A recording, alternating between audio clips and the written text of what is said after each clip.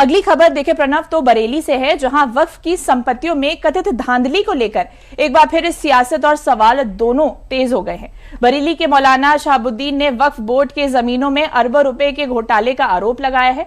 साथ ही सपा सरकार पर भी निशाना साधते हुए सपा कार्यकाल में सबसे ज्यादा वक्फ बोर्ड की जमीनों के घोटाले का आरोप लगाया है।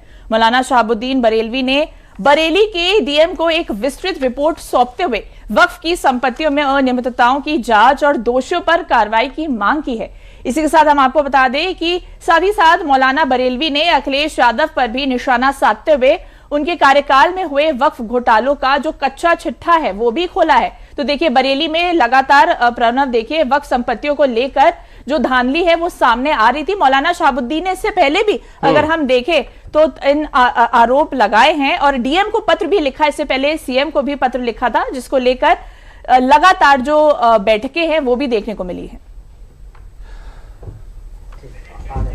और बरखा वक्फ की संपत्तियां हैं वो हमेशा से ही एक विवाद का, वक्फ की जमीनों में घोटाला जो अरबों का हुआ है उसकी मांग की थी। तब अखिलेश यादव और उनकी समाजवादी पार्टी ने हमसे ये कहा था कि आप हवाई बात कर रहे हैं, आपके पास में कोई प्रूफ नहीं है। तो मैंने सिर्फ आज जिलाधिकारी बरेली के यहाँ जा करके सिर्फ बरेली की 2 संपत्तियों के बारे में मैंने कहा, सबूत पेश की। ये 50 पेज का प्रूफ है और इस 50 पेज के प्रूफ में ये जो है ये सुन्नी सेंट्रल वक्फ बोर्ड का ये एक टाइटल है और ये वो जमीन है बरेली की तहसील बहेड़ी में, गांव है जाम सामन, या ये 1400 बीघा जमीन है और ये 1400 बीघा जमीन आज के वक्त में बाजार भाव से 220 करोड़ की है। और इसके अलावा ये देखिए ये उर्दू में वक्फनामा है। आजम खान जब वो वक्फ मंत्री रहे, 3 शासनकाल में मुलायम सिंह मुख्यमंत्री थे, आजम खान अल्पसंख्यक वक्फ हज कल्याण मंत्री थे। उसके बाद में अखिलेश यादव एक बार मुख्यमंत्री रहे, तो अखिलेश यादव के भी दौर में ये अल्पसंख्यक कल्याण वक्फ और हज मंत्री थे। तो आजम खान और उनके बाद में जो उनके चहीते थे जफर फारूकी चेयरमैन रहे, ये भी 3-4 बार जो है वो चेयरमैन रहे और इन्हीं के चहीते जो है मेंबरान रहे।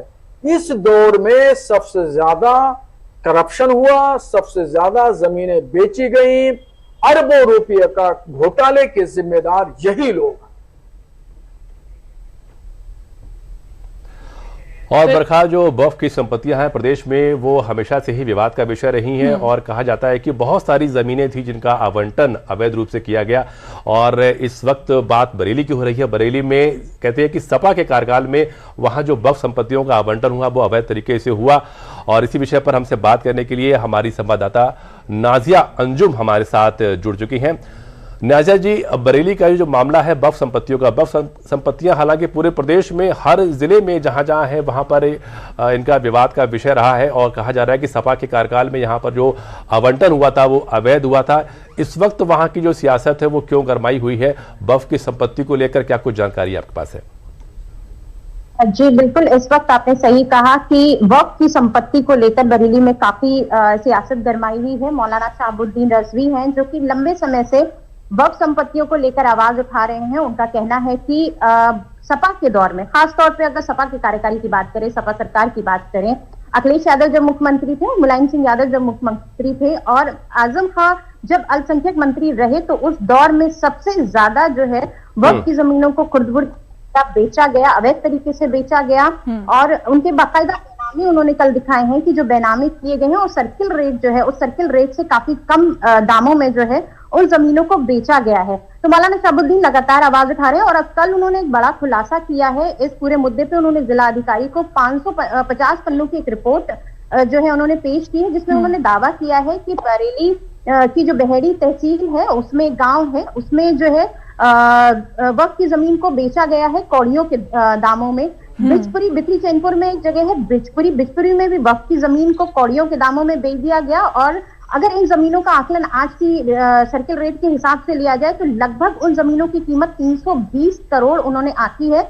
और उन्होंने कहा है कि एक जो बहुत शहर के बीचों बीच जो पुराना रोडवेज है, यहाँ पर एक कब्रिस्तान हुआ करता था। उस कब्रिस्तान को सपा में उस वक्त वक्फ मंत्री रहे, इस वक्त सपा के विधायक है और बसपा में वो मंत्री रहे हैं।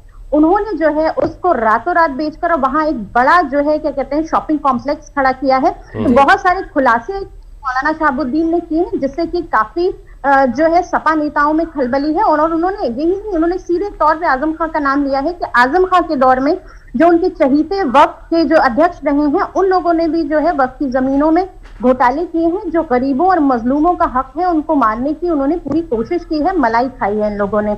और अभी भी मौलाना शहाबुद्दीन का ये कहना है कि आने वाले दिनों में वो और भी बहुत सारे खुलासे करेंगे, ऐसी कई जमीनों के बारे में वो बताएंगे और इसके सबूत देंगे सपा नेताओं को, जिन पर जो है सपा नेताओं का कब्जा है और वो जमीनें। बिल्कुल नाज़िया, देखिए जैसे आपने कहा कि मोहम्मद शहाबुद्दीन ने इससे पहले भी कई बार पत्र लिखे हैं। अगर हम देखें समाजवादी पार्टी को तो वैसे भी वो भाजपा पर हमेशा आरोप लगाने के लिए तैयार रहती है, लेकिन अपने कार्यकाल में जितने घोटाले हुए हैं उसको लेकर उनकी तरफ से कभी कोई बयान नहीं आया।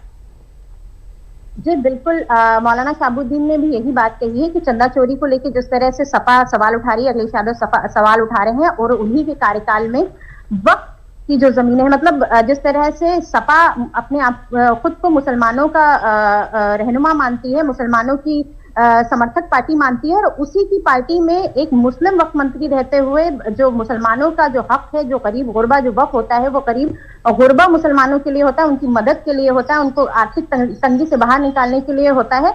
उसी में घोटाले किए गए और अखिलेश यादव ने उस पर कभी कोई सवाल नहीं पूछा है, अखिलेश यादव ने उस पर कभी कोई जांच सेटअप नहीं की, कभी भी एक लफ्ज जो है वो वक्फ बोर्ड को लेकर कभी सामने नहीं आया कि वक्फ बोर्ड की संपत्तियां जो है वो बेची जा रही है, खुर्द-बुर्द की जा रही है। चाहे वो शिया वक्फ बोर्ड हो, चाहे वो सुन्नी वक्फ बोर्ड हो, दोनों ही बोर्ड में इस तरह के झगड़े सामने आते हैं। बरेली में भी कई बार शिया वक्फ बोर्ड की जमीनों को लेकर और सुन्नी वक्फ बोर्ड की जमीनों को लेकर विवाद सामने आते रहते हैं। और मैक्सिमम जो जमीनें वक्फ की हैं बरेली शहर की पॉश लोकेशंस पर हैं, वो बेची जा चुकी हैं, उन पर लोगों के अवैध कब्जे हैं। मुस्लिम वक्फ बोर्ड ही नहीं बल्कि अगर हम बात करें ईसाई जो धर्म है, ईसाइयों की जो जमीनें हैं उन पर भी कब्जे हैं। एक बड़ा मामला मेथोडिस्ट इंटर कॉलेज का आया है, जो जमीन मेथोडिस्ट इंटर कॉलेज का जो प्ले ग्राउंड था, लड़कियों का स्कूल है, प्ले ग्राउंड था, उस प्ले ग्राउंड को रातों रात बेचकर उसकी बाउंड्री करा दी गई नाक के नीचे, लेकिन किसी को पता नहीं चला। बिल्कुल नाज़िया, कहीं ना कहीं वक्फ संपत्तियों को लेकर जो सियासत है वो यूपी में गर्मा गई है। अब